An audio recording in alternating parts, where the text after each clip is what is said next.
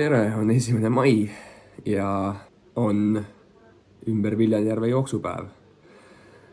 Kell on 8 läbi 12 minutit. Sain just hommikusöögi valmis. Puder, banaan, natukene peanut butterit ja all on ka mangot ja kohv. Ma ei oska mitte midagi oodata, sest et jooksutrennid ei ole olnud praegusel ajal kuidagi üldse prioriteet.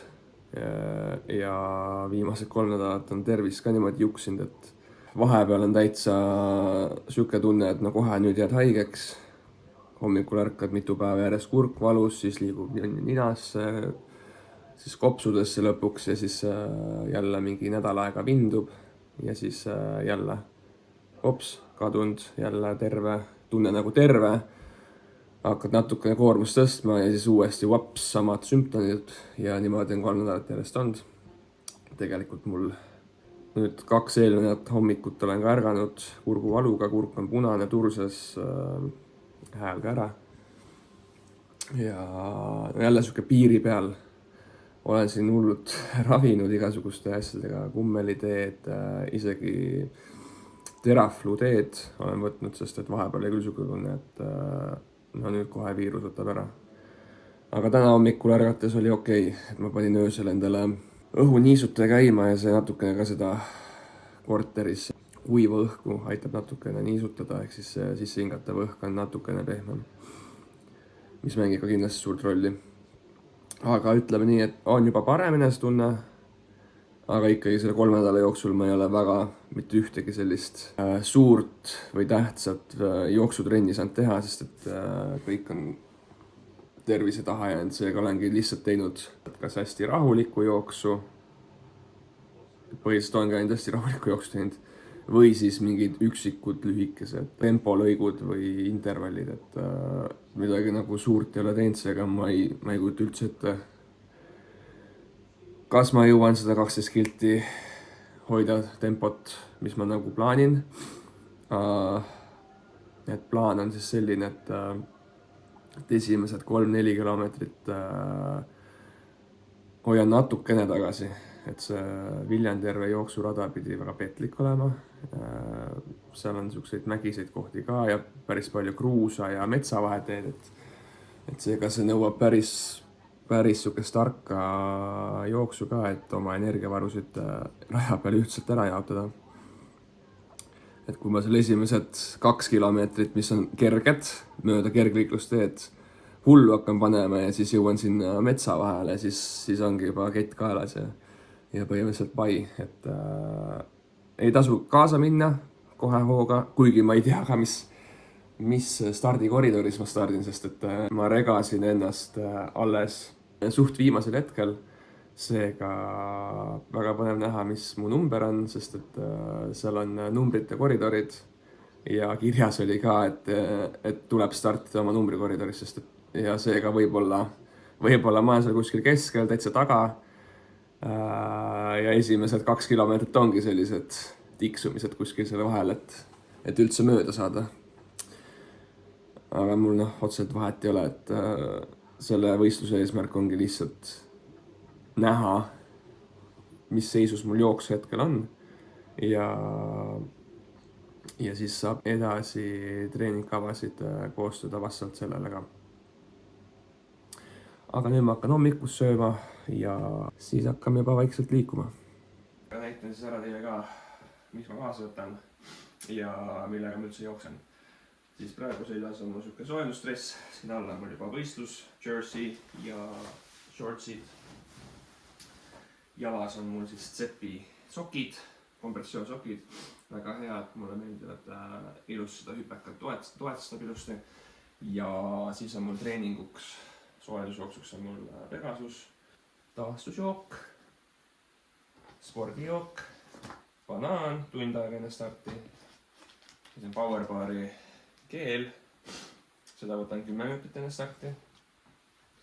Ja siis muidugi need uued uhked Alphafly'd. Ehk siis saan ära katsetada, kuidas nad siis võistlustel all põrkavad. Trennis ei päris hea tunne, muidugi ma tegin nendega ainult siuke 7-8 minutit. Aga jah. Ja siis on mul kindlasti päikseprillid, sest et tuleb suhe päev, päiksene päev. Ja kui keegi raha ees pilti teeb, siis ma ei taha seal sükkeneda. Ja by the way, minu võttemeeskond ei tule täna kaasa. Seega ma olen üksi ja ilmselt ei näe minu siis võistlemise hetke üldse, sest et kedagi ei ole, kes filmiks. Aga võib-olla ma leian kellegi, kes on nõus tegema mingi klippe ja siis saab mulle saata, nii et who knows. Aga nüüd joon kohvi ära ja siis lähme teele.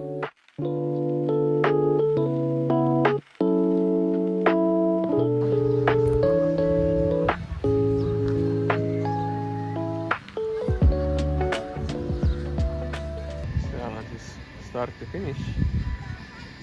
Alustame sealt, tuleme kaarega ja läheme siit väravast välja ja sinna poole ümber järve, sealt tagasi, siit läbi ja siis finišisse. Number on käes ja näed, number on kohe eliidi koridori taga, seega kõik on väga hästi, ma ei peagi kuskilt 2000 inimese selja tagant startima, seega very good. Oodake.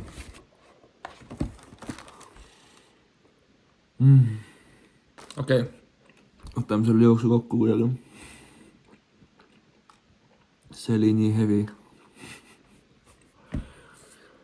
Nagu päriselt see oli nii heavy. Oh my god. Ma teadsin, et see on heavy. Kõik ütlesid, et see on heavy. Aga ma ei arvanud, et see on nii raske.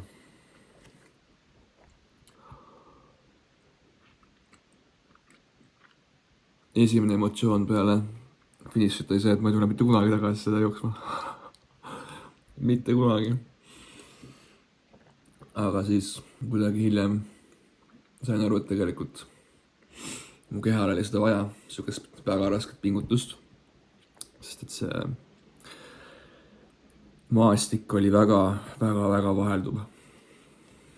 Asfalt, siis jooksed mingi muru peale mäest üles, siis jooksed parklast autodest läbi, siis jooksed järsku uuesti maanteel, siis pöörad järsku. Ma ei tea, kui nad pöörasid, kõik läksid lihtsalt, ma läksin nende järgi kuskile sohu, kus ma vajusin lihtsalt põlveni mingi muda sisse ja siis ma olin ka lihtsalt seal. Liisu oli just mu ees, siis ma ka ütlesin, ma ei mäleta, mis ma ütlesin, aga ma ütlesin, mida pekki, mis asi siin on. Ja sinna ma jäingi, et jäin seal maha oma pundist. Ja siis okei, see soo sai läbi ja siis hakkasid põllud. Mine pekki. No kujutad ette, no põld oli suke suhteliselt kõva, aga hästi ebaühtlane, ebastabiilne, nii et mul ankle'id, hüpekad käisid mitu korda niimoodi. Ma mõtlesin sellel hetkel, et no mine pekki, kui ma nüüd üleselt vigastan ennast, sest et mul käis nii palju seda. Ja siis lõpuks, kui mul käis nagu, ma ei tea, mitmes mingi 10-15 kord niimoodi, siis ma karjusin ka lihtsalt. Ma ei taha seda sõna öelda, aga mine, Anja, see oli lihtsalt, Kui ma nüüd uuesti mõtlen selle läbi, siis ma ei taha uuesti minna sinna nagu reaalselt, see oli nii raske. Miks te teete sellised formaadi, kus ümber Viljandi järve jooks, aga ise võid valida teed?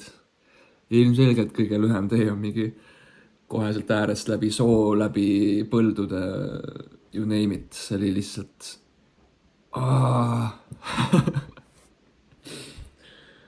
Aga tegelikult oli jumal okei, sest et ma jäin enda pingutusega rahule, lõpp oli jälle asfaldil ja